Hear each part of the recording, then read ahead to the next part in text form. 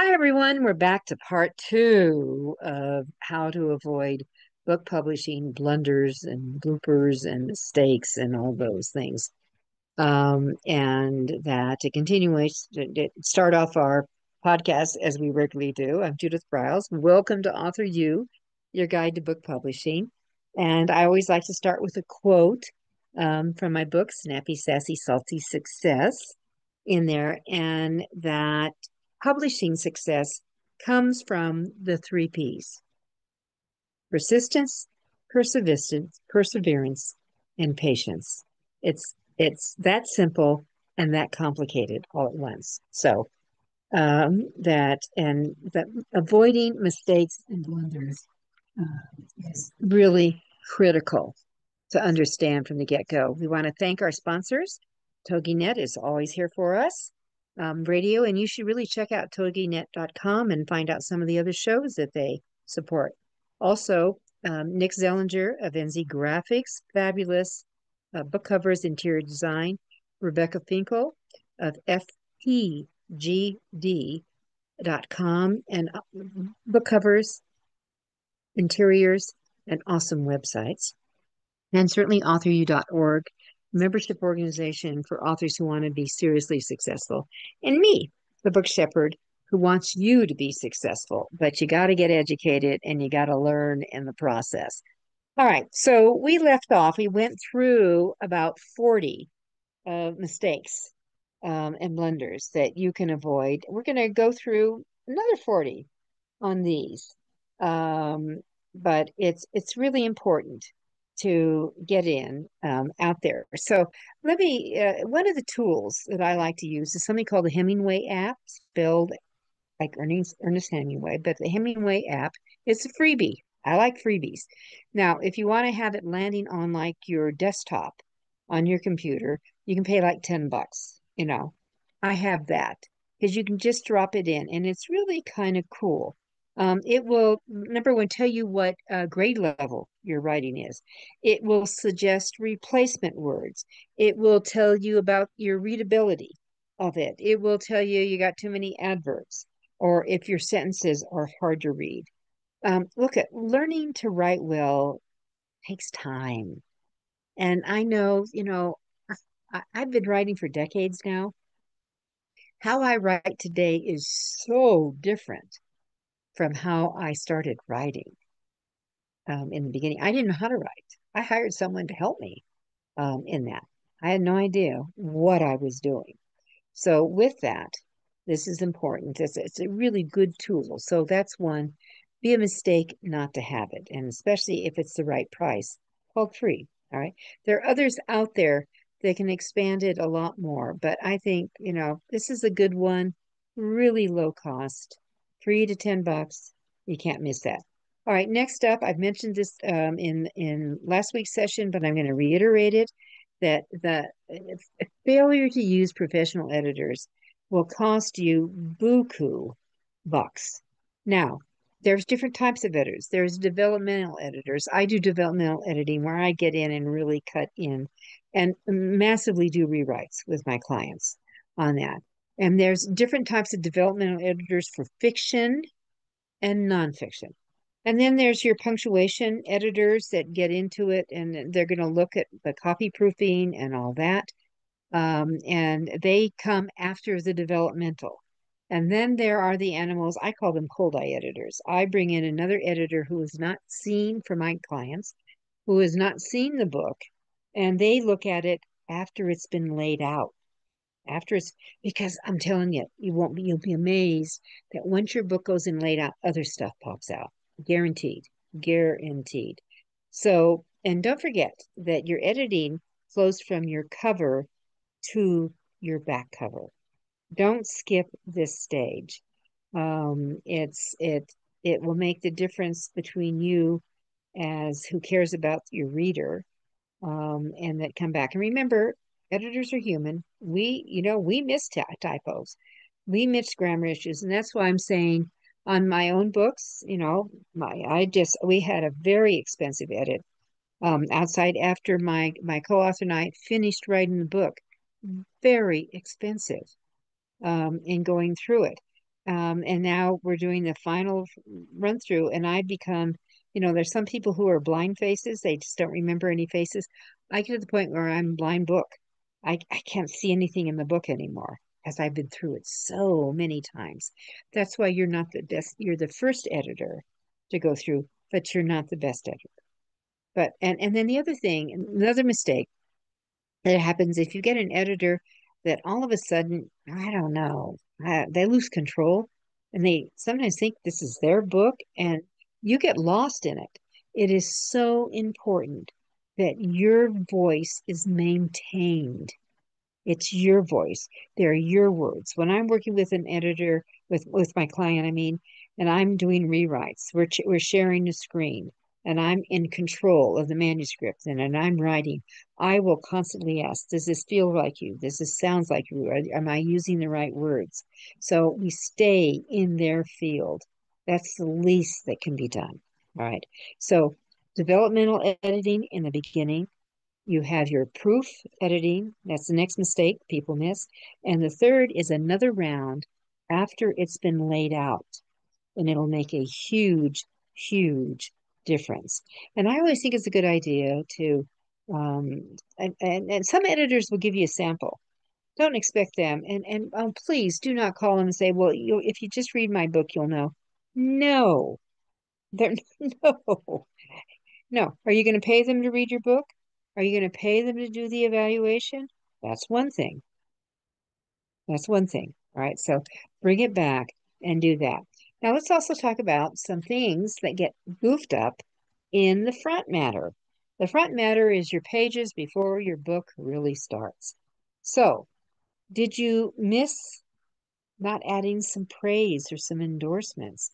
Have people, and these are blurbs that you can take out, and it's very common in a lot of books today to have the first couple of pages before you even get to the copyright page, before you get to the title page, to have some endorsements and people saying, this rocks, this is what you want. So I would recommend you consider that. But the people you put for endorsements are not your best friends. These are people that might have some clout, some recognition in their field. That sometimes there's something called a CIP block. And most books skip it today. But boy, if you are really driving towards the library market, you need to have the CIP block. And there's a cost to it. The website that you would go to is, I'm going to spell it DGII, and then it's Inc. DGI Inc. So you have two I's in there.com. And you can get a go through there, and that they take your information in your book, and it will come out, and it's you put it on the copyright page. So it will be down by where the ISBN is. We're going to get into that, and the LCCN and the copyright page. So if your intent is to really be in the libraries, you want what's called a CIP block on that. All right, let's talk about ISBNs. Yep, you want an ISBN. The place you get them is myidentifiers.com, myidentifiers.com. Use my discount code, and that would be AuthorU, AUTHORU, and the number 2023, and you'll get a 15% discount. My advice is to get at least 10. One is 125, 10 is 295, but I just gave you a 15% discount code. So get those. And why 10? Because your book is going to need 2 or 3, maybe 4. If you're going to do a hardback edition, it needs an ISBN. If you're going to do a paper edition, it needs an ISBN. If you're going to do an ebook, it needs an ISBN. If you're going to do an audiobook, ISBN. Whack, you're going to use them very quickly. And books, one of the mistakes people don't realize is once you start writing, you write again. So you're going to write more.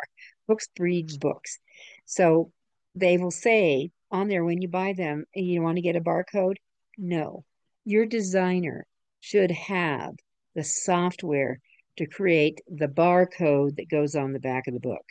Make sure that you put in the barcode the price of the book so they can see that. And also another boo-boo, this is now the back cover, is please put the price of the book. Have it printed above it like $20 or $19.95 or whatever it is on that. But I'm talking about front matter, but the barcode goes on the back, right? On that. So we have there. Now you've got, and you're going to get multiple ISBNs. Please do that. Now, categories. In the front matter on your copyright page, that I've mentioned this, but let me go through the copyright page. At the very tippy top, I would really suggest you use these words. Do not train. Do not train, which means that your book is not available to become a training mechanism for AI. If you think you have proprietary things in here, things that are near and dear, you have very select phrases that you've done that are unique, you've created, no, do not train. So you put that in there. If you're a member of the authorsguild.com, they have an author portal that you can go through, and they will do a certification that your book has been written with human intelligence. And the logo you can add to it. Make sure your copyright page, front matter, says that the copyright is in your name, and it's all rights, worldwide rights. Okay, so you have that. Then you drop down kind of in the center part. You could have disclaimers. You could have contact information for the publishing company. You should have your publishing company name in there. I include my logo for my publishing company. Who to contact if they want to buy bulk areas, and make it's contact, a phone number, email, or something on that. In the lower section, you will have your ISBNs, and I would list all of them.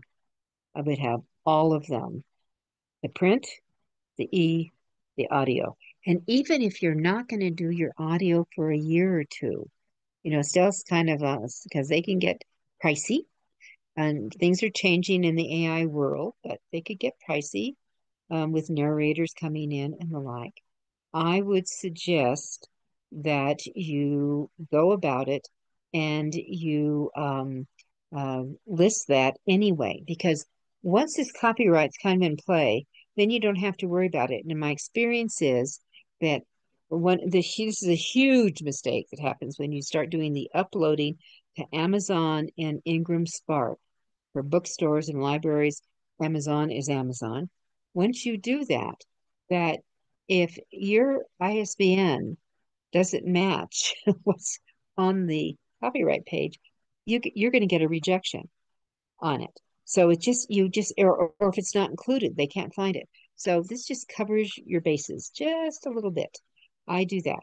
I also include on my copyright page who are the players, who's my editor, the names of the editor, who the designers of the books are. I acknowledge them and include their websites. And it's just something I do. I like to do that. All right, down below your ISBNs, there's something called the LCCN. And is the Library of Congress number. You cannot get a Library of Congress number if your book is already available for sale publicly, period. The horse is already out of the barn. So you will go to the Library of LOC.gov, Library of Congress number. I mean, there's ways to do that. I have it in the book because it's little details, kind of drill down. But you want to get into the author portal and get a PCN, the pre-assigned number. What is an ISBN? It's your social security number. And you have that, and the LCCN really adds to that, and it makes you official. Libraries want to see the LCCN, so it shows you also are really serious. You may also have down categories. Now, I'm seeing some of the books today not have them at all. I think it's a mistake. Why would you want to have categories? Well, the people, if you've ever been in a bookstore, they have piles of books. They're moving around. Where do we shelve them? And it's not just the basic codes that are used. No, it's all kinds of subsets in there. where does your book belong? Where would you like to find your book? In a library or a bookstore? I put them, that's a very, before one more line, but the bottom line under the LCCN, I put that number. And by the way, the PCN automatically converts to the LCCN when your book goes live. It's an automatic thing that happens with the Library of Congress. So under that, I do three, you could do four categories. Do yourself a favor and also put it on the upper back cover of your book. Another mistake people make. So you have those things.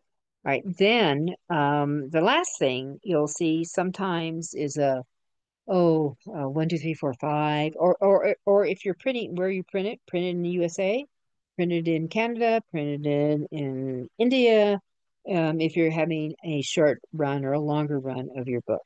But if you go out of the US, you need to print what country it's printed in. On that, US is assumed, but if you go out, you got to reveal it. All right, and so if you're having the free form paper, people will put that on there. There also sometimes you'll see numbers 1, 2, 3, 4, 5, 6, 7, 8, 9, 10, or it will say 10, 9, 8, 7, 6, 5, 4, 3, 2, 1. And what that means is what the print run is. So if it's 1, it's the first run. If you see a 5, they're on their fifth printing run.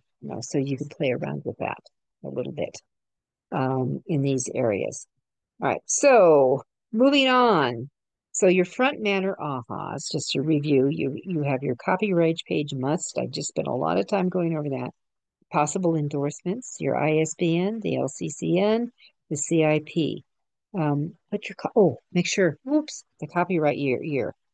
So what year do you use? What a good question. Now, if my book is coming out after August, I would start putting the next years, as especially if it's a nonfiction book. Why? If a book's coming from a traditional publisher, those books are turned in. The writing's done 18 months, 2 years before the book comes out. It's already old. So if your book comes out on, let's say the launch date is September 30th, in 3 months, it's already old by definition. But in 3 months, it will be a year old because the new year starts. So I jump the gun and put the next year on there. If there's any disclaimer information, this is a good thing to do on that. Right now, mistakes, not using the right designers, huge, from the cover designer to the interior book designer. And you're going to have to really check them out, look at other books. Are they catchy? Do they get your eye? Is the right? If you bring on the wrong designer, the wrong book cover designer, remember that book cover is pick me up. Pick me up. The title is the first pull in. If you have a subtitle on fiction, it could be a novel. Okay. Oh, good. So I like novels. That's what I'm going to get. If it's a nonfiction, your subtitle is the promise between the covers. So make sure that you have it. You do not want your book to look like it's a DIY project. All right. So next thing, now let's go to the back cover. Your back cover needs a headline. I don't care if it's fiction or nonfiction. Let's get a back cover going with something on there. And I've used this example in other podcasts when we've talked about cover design. One of my my really effective one that sold, the book was sold so fast. I mean, it was a one word, short titles are better versus long. Your subtitle can be longer, and subtitles can be placed differently. It could be vertical, it could be all the kind different. Your title can go down, on a vertical drop too. But the back cover is really where your book gets sold. People spend more time. You've got 3 to 7 seconds tops for people to grab them with your front cover. In the back cover, you've got like 30 seconds of their attention. So use a headline. One of my most effective ones was for a book I had called Sabotage, which dealt with toxic workplaces. And the title, the headline on the back cover was, "Are saboteurs in your midst?" Question. Sometimes your headlines can be a question. Sometimes I've had two or three questions. Is dropping down to pull them in, pull them in, pull them in. Remember, as a nonfiction writer, you're writing to solve problems. As a fiction writer, you're an entertainer, you're a storyteller. So you bring this in, but you could have multiple questions come across. So for my sabotage book, I had, "Are there saboteurs in your midst?" And then I just had five questions. Are there bullies in your workplace? Do you have to deal with pit bulls with lipstick? Has anyone intentionally undermined you? Does your workplace keep the disruptors? Have you ever thought about quitting? By the time they're on the third bullet, the book is sold. Now I have three paragraphs to talk about what's going on, and I have a quote on the back, and then the usual stuff. But you want to realize that this is a marketing piece, and you should have it. Make sure that you have the price of your book. You're going to have a barcode, and your categories. So what you need to do is make sure you vet your designer, that they've really done the kind of work, you've experienced them. And some designers specialize in certain types of books. Do the ask. Ask them what their favorite kind of book is. Like I have a sci-fi book I'm working on, that I know one of the designers I work with is the designer that would go with that book. That's kind of up his alley on it in where you're going. All right, so get your design first, and no, it could be tweaked. You can tweak it. You want the mistake, I've already mentioned it, of the if it looks like a DIY, it will look. And that makes sure that you use like the aminstitute.com headline analyzer to run a title around it to make sure that it has that emotional pull, but it's crisp and it's to the point, in that. All right, let's talk about printing. Printing has changed a lot. When I started printing, print on demand didn't exist. That's still in it, and it's getting better and better. The quality is better and better. Although that there are certain, and some of the two major ones would be KDP, which is Amazon. The other is Ingram Spark. I will tell you that the color on KDP is superior to Ingram Spark. It's kind of shocking when we see what's going on. The problem is when we see these full color books, um, um, and will they ever improve it? I have no idea. But if you're thinking about doing a short run, which is like 250 copies, 500 copies, up to 1,000 copies would be considered in the short run arena.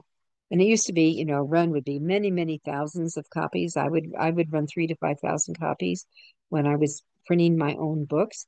And now, I may do 1,000 if I want a short run of my book that I will be selling. If you are a speaker, if you're planning on speaking, that's a mistake, by the way, not speaking on your book. That if you're planning on speaking, you want an inventory of books. Now, you can certainly order like the author's copies from either the KDP is usually $1 cheaper per copy than Ingram Spark. You can order from either and have, you know, several hundred copies, and you should always have a few hundred copies of your books because people are going to want to buy. Make a mistake if you don't have a case of books in your car. You should carry them because people will ask for them and you can sell them, and it's instant cash. Now, and by the way, mistake, I report all my sales, cash sales, check sales, credit card sales, for sure on that. Another mistake in the selling area, you need to know about taxes in your state. Some states don't have a state sales tax. You may be okay, but your city may. Made note on that. You need to find, I live in a state where we have city and state. So when we sell to people at events here in Colorado, I charge what the tax is, and I pay the taxes to the state. We pay quarterly taxes in. So we have those. And you may sometimes be at an event that they have them. And I finally, we were going crazy. You can't go about filing tax returns in every state. And we finally did that. Some of the people that would bring me in actually were doing other things that they had sales tax. So I made a donation to them and said that they would be responsible. You didn't have to pay them. You keep the money, but I did a donation that would cover that, so I did not have to deal with it and the cost of an accountant filing those returns. It just saved me a lot of things. Back to printers. So printing, you want to get multiple bids. I would ask for, if you're going to go down to the low, 250, 500, 1,000, 1,500. There's some printers that their sweet spot is not to print over 2,000. Other printers, they can take the big numbers. So you need to know who they are. And people like myself, you know, we go out for multiple bids, but you want to see multiple bids. Best time to get print bids, January and February. They're through the holidays, they're through the rush, they're not dealing with the school. At the end of summer, huge print runs are going on to take care of school areas. So you make sure that you want to check that out in the process. So, but you do want to, you don't want to run into the nightmare on Printing Street. So, you get them, check them out, look at the quality. You can get them. They'll give you samples. They'll give you samples of their papers. Now, with print on demand, you get chocolate or vanilla. You're not, you could do an upgrade, a heavier weight. They're all going to do 50 pounds. That you're going to do that a heavier weight at 70, and you will pay more for that. If you're doing a lot of color in your book, and remember, when you get a bid from a printer, if you have one page with color, the printer assumes it's every page, even if it's only one page in that. So recognize that in that it's costly. Print color is that. Remember, ebooks, there is no cost to have bleeding color in your ebook on all the place. So have that in those arena. And then there's times like one of the hot trends that came up in the year 2025 was spray edging, and that would be on like if I had, I'm gonna take one of my books, right? These edges would have design on them. It could be all color, but it could be widgets. It could be, autumn leaves. It could be whatever your heart's desire. It could be, I have one with hearts. It could be whatever your heart desires. Not all printers can do it. Print on demand, as of today, cannot. So, and that then restricts where books can come from, and that's a problem. So do understand. And then also say that mistake. Well, I'm only going to do ebooks. Well, are you a fool? 60% of all books are sold that are print. Ideally, print and ebook is what you should do. Ebook is, once a print book is designed, they're not all book designers do ebooks or do the conversion to ebooks.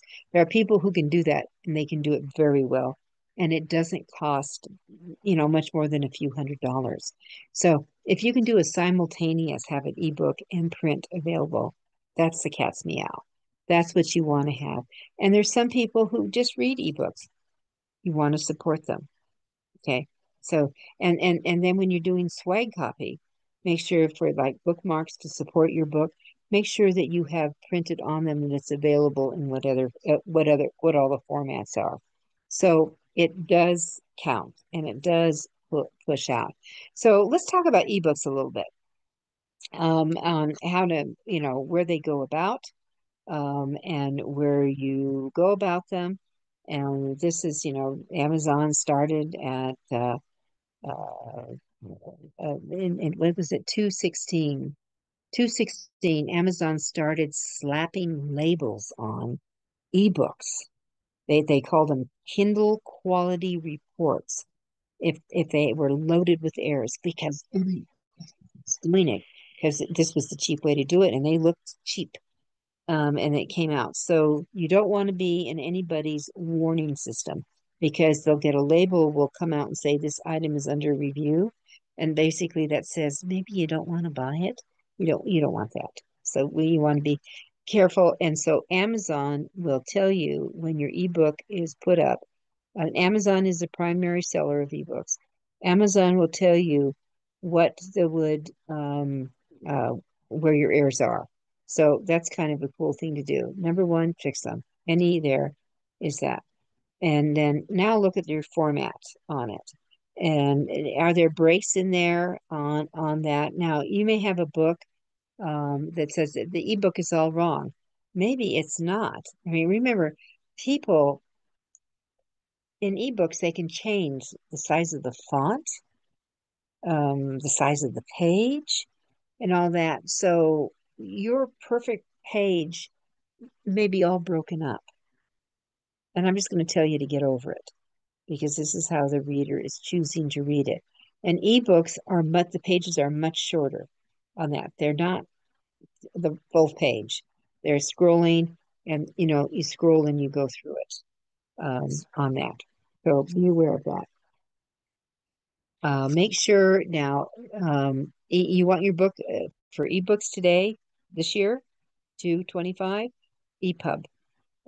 Amazon is only taking EPUBs now, and so that is the normal format where they go in there. Don't if you've got yours in some of the other older formats, it's time to drop over and change. All right, let's drop in and talk about some of the mistakes that people make with social media. It's the town hall. It's a love it and hate it sometimes relationship. They come and they go. That formats can disappear. But without social media, your book marketing is going to be clipped a tad. So, what can you do? Where should you belong? Well, first of all, you need to find out what platforms are the right platforms for you. For people who write business related books, there's only a couple of platforms that are appropriate. For people who write children's books, there's a few platforms that are more appropriate than others and some that are totally irrelevant. There, for people who write fiction and romance, there's I mean, it's all over the place. But you've got to find out where your reader, your super fan readers are hanging out for your type of books. And this is why it's important to know who are your competitor authors. Who are they? Who are the big sellers in your genre? What social media platforms are they using? They've just told you where you should be, right? So you can just jump very quickly and move into that and take advantage of those. So what you want to do is learn how to do push outs and when you should be pushing out your book. And again, now we're back to your crowds. If you have a book, for example, that relates to parenting related, a lot of parents look at social media at the end of the day. After the kids are down, they'll do a scan through and look at Facebook or Instagram or something like that. So if you're thinking, well, I'm gonna post on whatever my platform is, like at noon every day. Well, you could have missed your whole market because if it was up at noon, whatever you posted out there could be gone. It could take taken over by other stuff. People are not going to see it in channels. So you need to figure out when your ideal reader would look at. And if you the best way to do that, and you'll see these kind of formulas pop out, but this is you could just go onto a search engine, whatever you use, and do best time to post on Facebook, best time to post on Instagram, best time to post on TikTok, best time to post on LinkedIn. etc. Usually, they'll also sell you not good times. For example, LinkedIn is not a weekend poster like an Instagram and TikTok would be, and a Facebook. It's more for the business crowd and that. So you need to find those out so that your mistake is not knowing when the right times and knowing that those will change. And they usually give you windows of when it's appropriate for you to post and when not to. Right. Another mistake is not understanding the power of hashtags, which actually did start on Twitter, and it did start, although the original people who started Twitter it had come up with the idea, they did just never pursued it. It was a fire chief in San Diego when they had some horrendous fires one time, and just finally said to the media, "Hey, I'll push out on this platform. I'm gonna put a hashtag, the pound sign, in front of it, and it'll just say, it'll say SD fire." And that's the way the media could follow all the postings that were coming from the fire department, and how that was going on. And that's how that baby took off. All right, hashtags are your friend and they are good to have. Use multiple hashtags. Platforms like Instagram say, oh, yeah, throw on 30. Well, now they're saying, maybe 15 would be better, but you still do 30 if you want. And what it does is it opens up other avenues for people who are following those certain words or a phrase of a word, to have a couple of words together. Hashtag I use all the time is book marketing. And when you use two words or three words, there are no spaces. It's all clumped together in that. But you want to use those to direct it. Like when we finish up, when one of our podcasts goes live, when our show goes live, we will send out a variety of start to support each show social media posts that will move it along and that it opens up and goes into channels that people follow those words. So if I've written something that might get their attention that ties to book marketing, that and like for this one, I would definitely use hashtag self-pub. I would hashtag publishing. I would use a hashtag publishing mistakes, that kind of things. That people who are looking for those things to learn from, to see if this is something that they could use. So this is a primary there. Hashtags can be your very best friends, and you want to use them. There are also a whole group of hashtags that are around the days of the week. Like if you're a kitty cat person, there is on Saturday, there's a hashtag Hatterday. There's also Meow Monday. For dogs, there's Woof Wednesday. So we actually have posters with some of our publishing sayings that would have for Catterday and Wolf Wednesday. All right. So those are the kind of things that you're looking for to push them out. All right. Next mistake, updates. If you're on social media, I don't care if Facebook, Pinterest, Instagram, TikTok, what does your profile say? Make sure you go in and do an update at least once a quarter. Rearrange words. That makes the SEO gods happy when they see action going on. But you want to rearrange your words. But are you using keywords? Are you using for the nonfiction authors? Do you use the word expert in your area at all? Do you use author and speaker in them to let people know that this is what you also do on that? So your social media profiles, you don't want to get them stale. You want to make sure they stay current. Do they support whatever your expertise is? Like for mine would say Dr. Judith Briles is a book publishing and book marketing expert. I may rearrange it. I may, switch the book marketing and book publishing.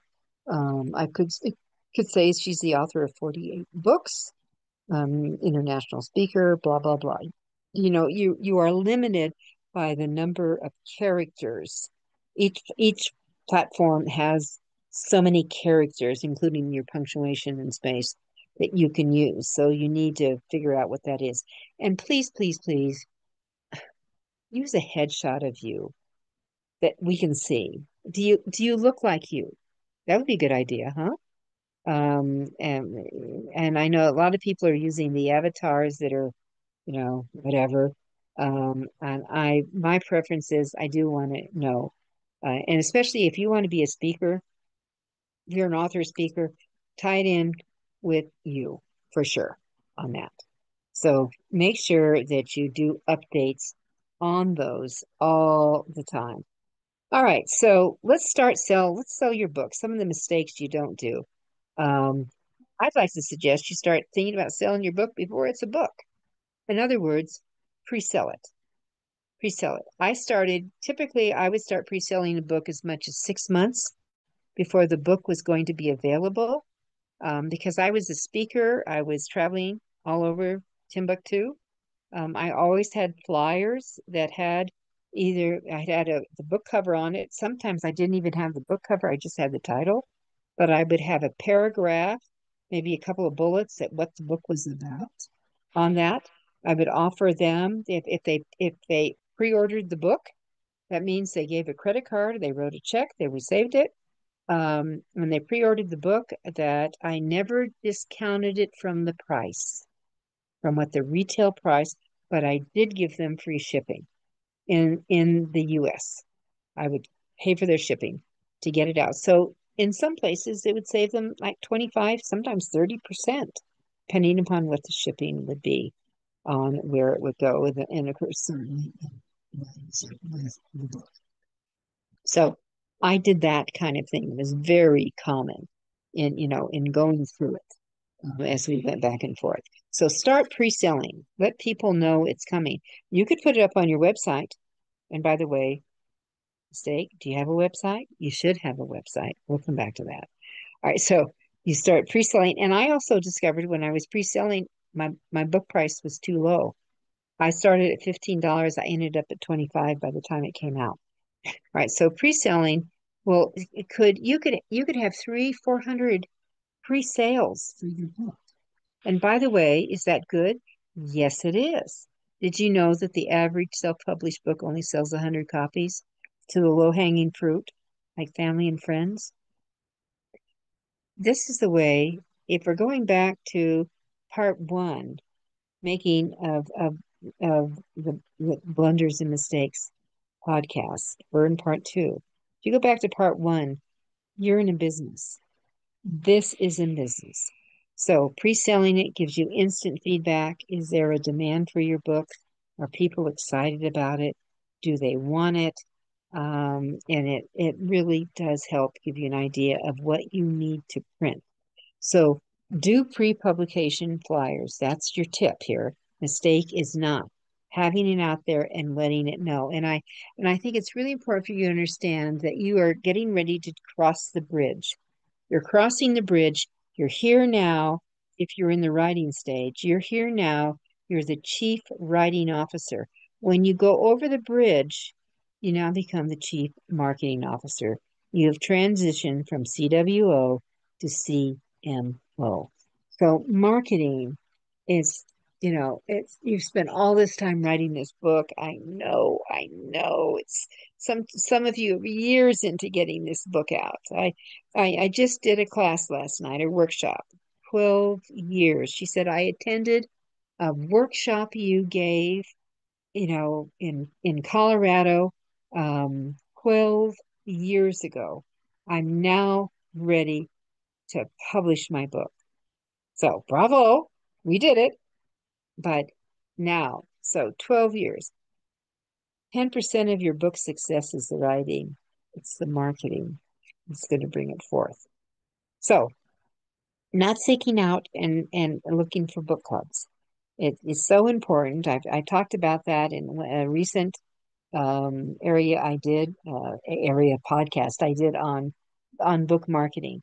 You should have in your book, please make sure you include it, a discussion, a page for discussion questions that people could do it. Take it to a book club. You want to say in your book, you should have a page, bring your name to your book club, bring you to their group or organization. So as I'm talking about having a speaking page, mistake not having one, a page to bring you in as a speaker for an organization or a group. Give them a few titles. One of them should probably be your book, but give them and then give them one or two sentences to describe what the talk is about, and then maybe a couple of bullet points for what participants will take away. What will they learn on that?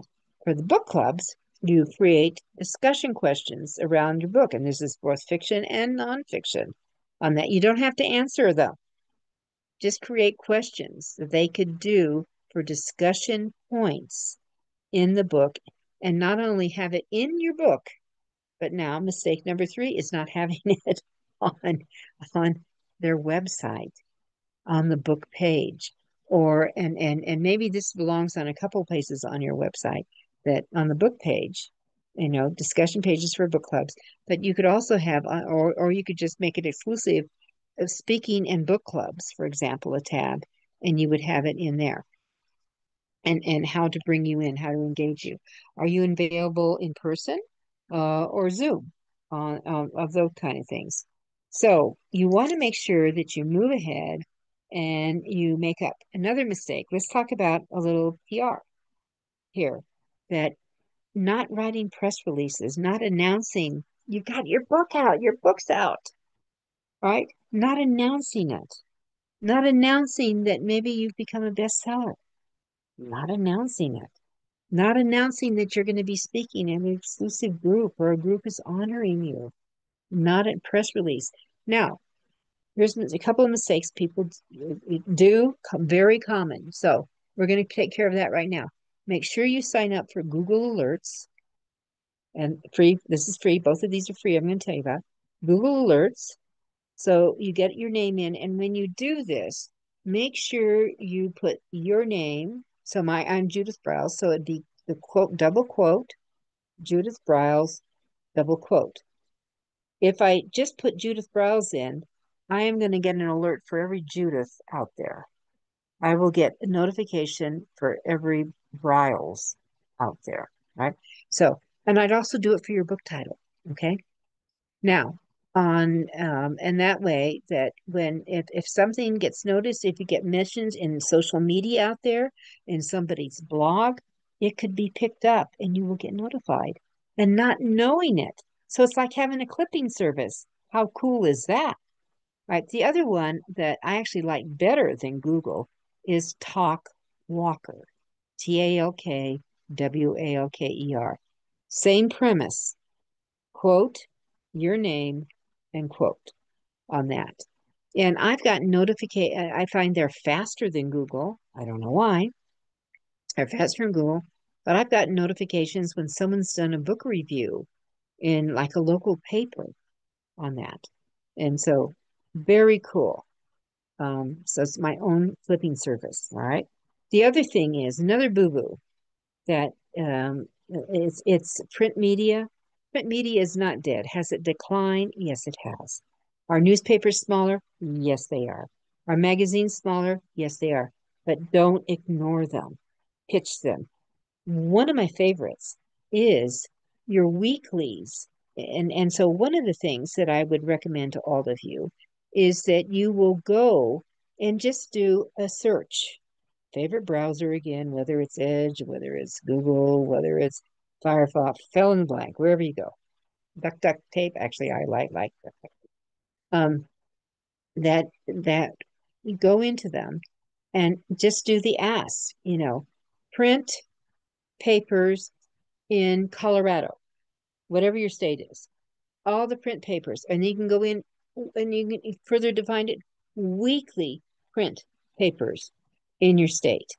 I would get an Excel spreadsheet, or I have it mine on Excel, and I start building a database of all of those out there, so I know who they are. Eventually, I put them into my contact manager that I can actually send a press release to all of them in 10 seconds. of something, not just one at a time, not one at a time. It's a press release that will go out to all of them if that's what I'm sending out. But that you're what I love about the weekly is they like to support local people. You're a local author. And why not announce your book that way? Why not announce an event, celebration that way? Okay. And you can have pictures and images. There's just all kinds of goodies out there that you can do. But this is where you get into target. This gets into smart marketing, and it's so much fun when that comes about. And so as you go on, so you need to, go back to, who's your crowd? What TV shows do they, offer? And have you ever thought writing a blog that includes maybe a very popular TV show? I mean, there's a zillion of them out there, or something that's screened. So I want you to think about giving away your books. You know, they're business calling cards on there. So that sometimes getting them out there makes all the sense in the world. Don't forget your libraries. Have you thought about asking your library? Do they do any author events? Do they bring in any authors and doing that? And you know what? They will let you sell your books. Smart thing for you to do is to give a few of your books for the library to add to what they call their collection on that. And thinking of that. Mistake. If you think your book is for everyone, major, major boo-boo. They're not. The more you niche yourself, the bigger you are. So, what are other places that you can sell your books? You want to be thinking about that. Where can you go? There are, is there, what are all the museums? Have you thought about looking at all the museums in the area that might be a niche for your book? One of my colleagues wrote a Western, very big Western. He contacted all the museums that dealt with Western related stuff, and he sold a gazillion books. He honed selling books in bookstores. He always did really well. He niched it. I have another author who has a book about World War II. Military related museums is where he went, and aircraft shows because it was a book about a plane. Mistake in your book, add somewhere in your book um, uh, for people to review. If you liked your book, I would be honored if you post a review on Amazon and Goodreads. It counts. Also, get in the habit of using shorteners. If you look at some of these URLs, they could go on what seems like perpetuity. If you go up at Amazon on any book that you like, including your own, if you got one up there, copy the URL and now copy and paste it into a Word doc or even in an email just to see how long it is. It can be 50 characters. Shorteners are going to be the cat's meow for you. So I use bit.ly, bit.ly, but there's also tiny URL. There's a lot of them. Just look them up. All right, couple of things. We're going to run out of time here. Have you created a tagline for you? That you could add to your website underneath your name. And your tagline is kind of like a promise. Tagline should usually be under 10 words. So that's something that you want to bring in and go over that as you go in. So mistake, not marketing before your book is published. A lot of people don't even want to think about publishing, marketing until they have a book in hand. Wrong. Creating, and last but not least, I'm just going to do this to do our final wrap up here. And there's a lot more. I'm going to encourage you, get this book. This will be your friend, your pal. It'll save you thousands of dollars in mistakes. How to avoid book publishing blunders. Last thing to do is to start pushing out now, telling people about who you are, what your promise is, what they can do. I'm going to tell you, it'll take your book a long way. Know that social media is going to be here to help you. It's all about starting now, wherever your now is, wherever you're in the process, and get it started. And let's get your momentum moving. I'm Judith Briles. I'm the Book Shepherd. It's been fun to be with you on this podcast. We will see you next week for another episode. Good writing and great publishing is ahead.